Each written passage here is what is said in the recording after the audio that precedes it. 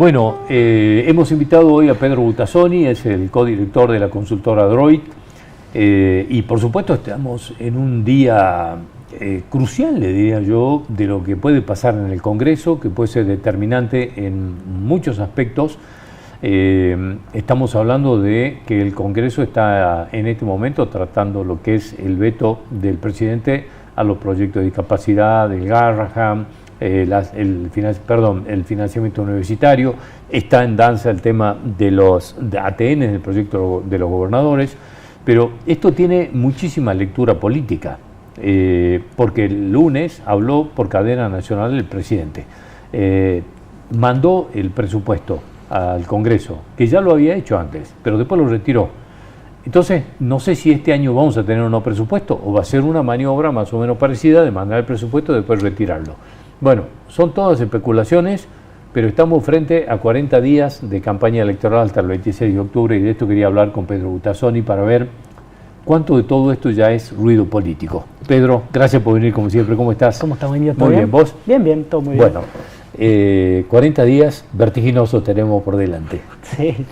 Sí, bueno, Argentina en eso no da respiro, estamos en medio de un proceso electoral y con discusiones muy importantes como las que marcabas bien vos, ¿no? Temas de la emergencia sanitaria o de la emergencia en pediatría, específicamente el Garrahan y el tema de universidades, los ATN de las provincias. Me parece que hay discusiones que son muy profundas, muy de fondo, que tocan, si se quiere, venas muy sensibles de la sociedad argentina, ¿no? No son temas superficiales o leves, y que discutir eso en un proceso electoral complejiza más, ¿no? Porque no solo se juegan discusiones específicas de ese tipo, sino que posicionamientos políticos de cara a octubre. Digo, es muy difícil para un diputado salir a votar en contra de una universidad pública y tener que después ir a pedir el voto a su provincia, ¿no? Entonces parece que hay muchos que están, claro, si se quieren, atrapados intentando conversar con el gobierno intentando convencerlos, pero que han quedado medio atrapados en la discusión. Claro, ¿no? Hoy fíjate la situación que tienen dos diputados nacionales, uno es Emilia Orozco y Carlos Zapata de la Libertad Avanza, digo porque los dos son candidatos de nuevo. Exactamente. Y hoy van a votar en contra de que se financien las universidades públicas de las que ellos se recibieron. Exactamente. Votar en contra de financiamiento a la discapacidad. Y tenés que venir después a pedir a la gente que te vote con dos temas muy sensibles, que además se suponen es lo que ha hecho, digamos, puede haber producido, o parte de lo que puede haber producido, lo que pasó en la provincia de Buenos Aires y esta caída en la imagen de Milei y del gobierno. Son factores muy sensibles. No, el impacto es inevitable, ¿no? A los tres diputados nacionales libertarios, porque si lo sumamos, que no es candidato ahora, Julio Moreno también ha recibido de la UNSA, han dado clases, tanto Julio Moreno como Zapata en la universidad, digo, tienen una historia muy cercana. Zapata es medalla de honor de la Universidad Nacional de Salta. Digo, me parece que han quedado atrapados entre la disciplina partidaria y sus convicciones reales. Yo no sé qué tan de acuerdo pueden estar ellos en que las universidades, la ciencia, la tecnología sea arruinada como está siendo arruinada por el gobierno de Milei, ¿no?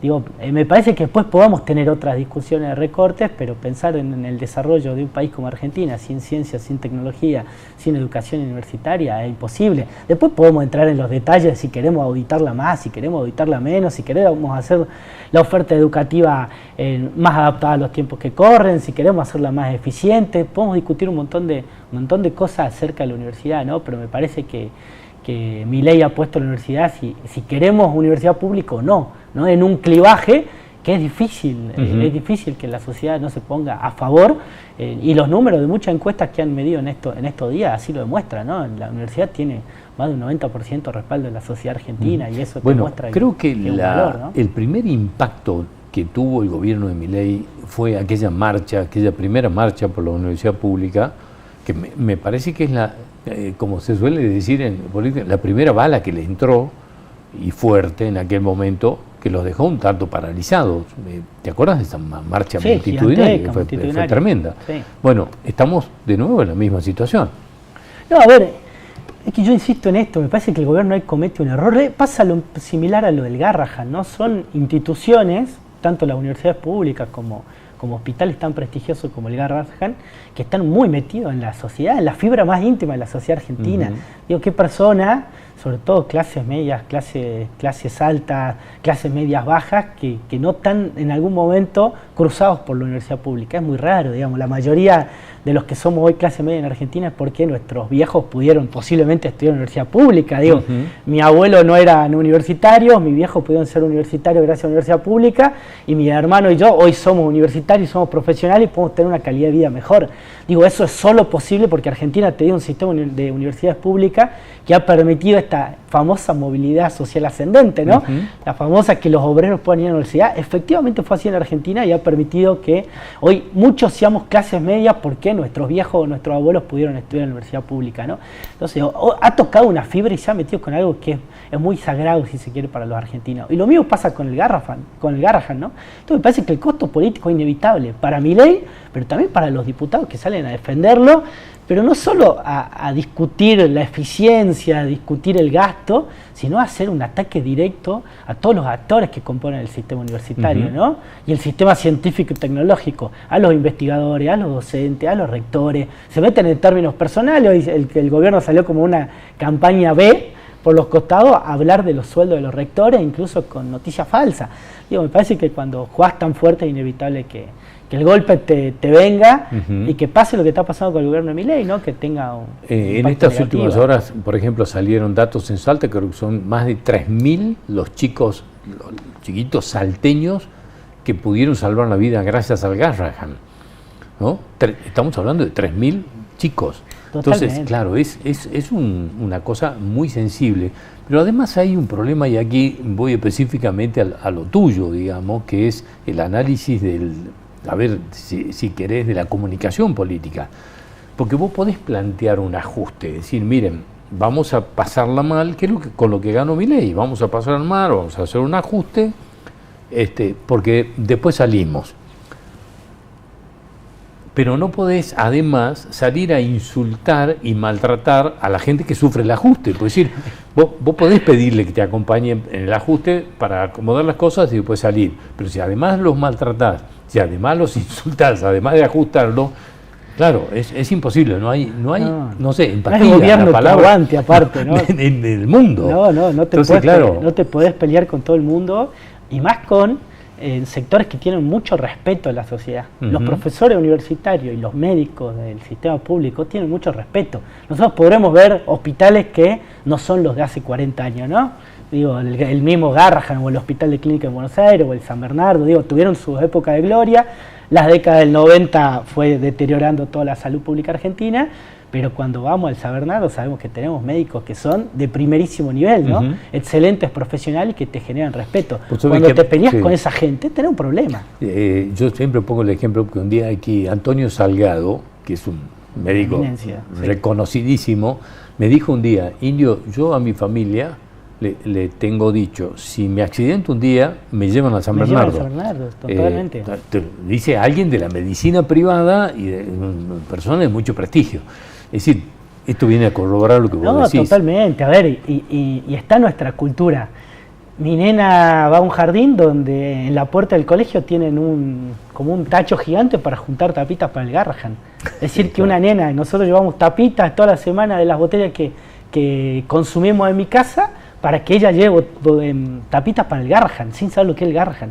O sea, desde muy chiquito está metido en nuestra cultura un hospital de esas características que salva a chicos efectivamente de todo el país, ¿no? Entonces me parece que meterse con eso es un error político y estratégico muy grave del gobierno, y que demuestra también una crueldad y una apatía hacia sectores que son vulnerables o hacia sueños y futuro de ciertos sectores de la sociedad que quieren progresar. Claro, digo, porque te metes con la educación, te metes con el pibe que no tiene recursos, o que en su casa no tienen recursos, pero que quiere un futuro mejor, y que si vos le destruís la universidad pública no va a tener otra posibilidad. Sus viejos no van a poder pagar una universidad privada, ¿no? Entonces me parece que te metés también con el futuro, y eso es lo que le está pasando hoy, ¿no? Se está comiendo un costo político por no ir a meterse con otros sectores que tal vez tienen un poco más de banca. Digo, si le bajas retenciones a la soja y no le subís a los jubilados, hay algo ahí, ¿no? Digo, ¿dónde estás haciendo el ajuste? Sí, bueno, acabas de hablar, le sumás dos cosas sensibles más, porque hablamos de la universidad y del Garrahan.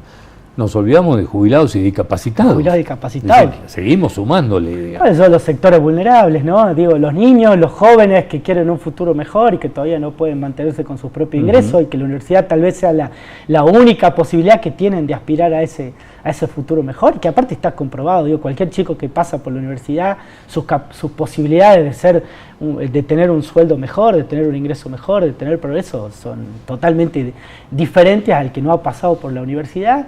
Te metes con los jubilados, te metes con los discapacitados.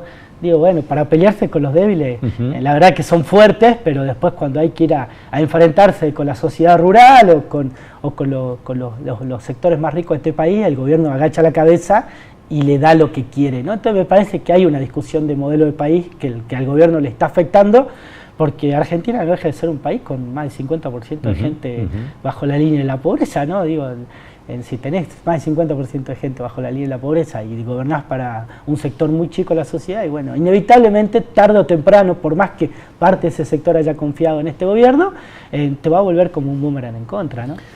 ¿Cómo estás viendo la evolución de las fuerzas provinciales?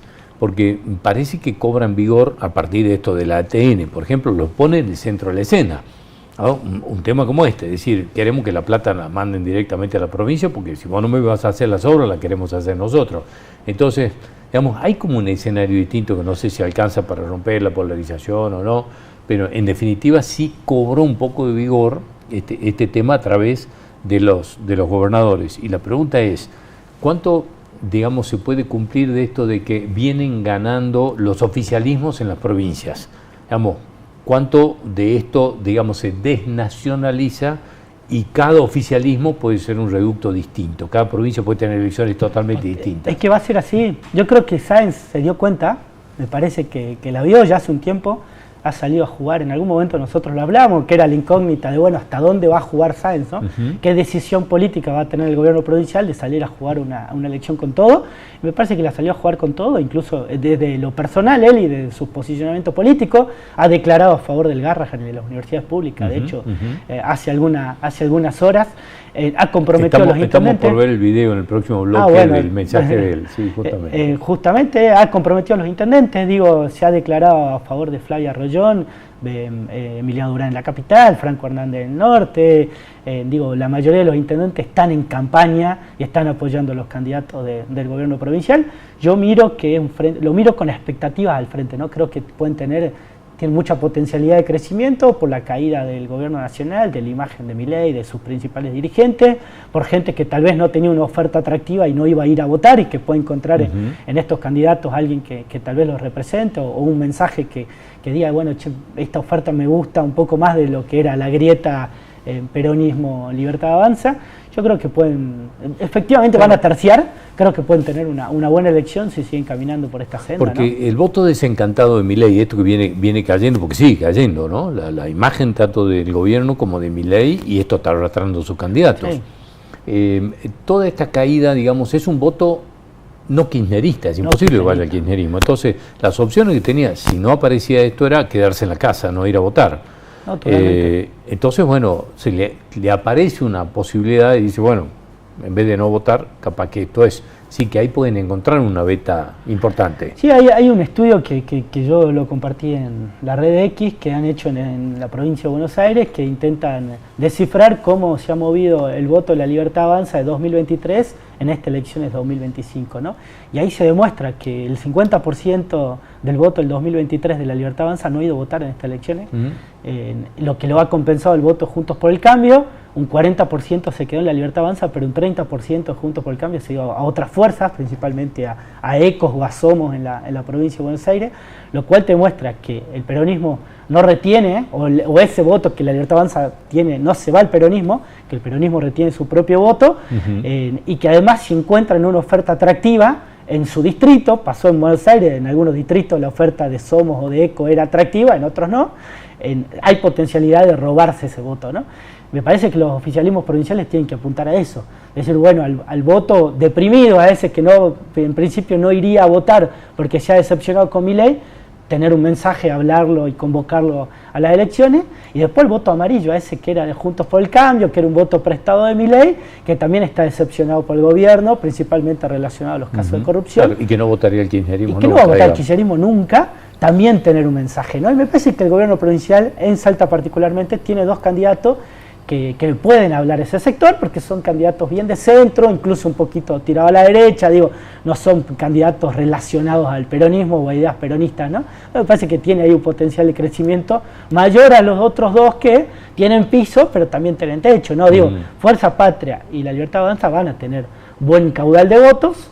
Tienen buenos pisos, pero tienen techos buenos bajos. pisos, pero tienen techos bajos, ¿no? Entonces me parece que ahí el oficialismo provincial tiene una oportunidad de colarse. Yo creo que ya está metido en la discusión, digo, ya no tenemos un esquema polarizado en Salta, tenemos un esquema de tercio, lo que está en discusión es, bueno, quiénes se van a llevar los senadores, ¿no? Claro. Me parece que en diputados puede haber más un 1, 1 y 1, pero bueno, ¿quién se va a llevar 2 y 1? Yo creo que una elección abierta, ¿no?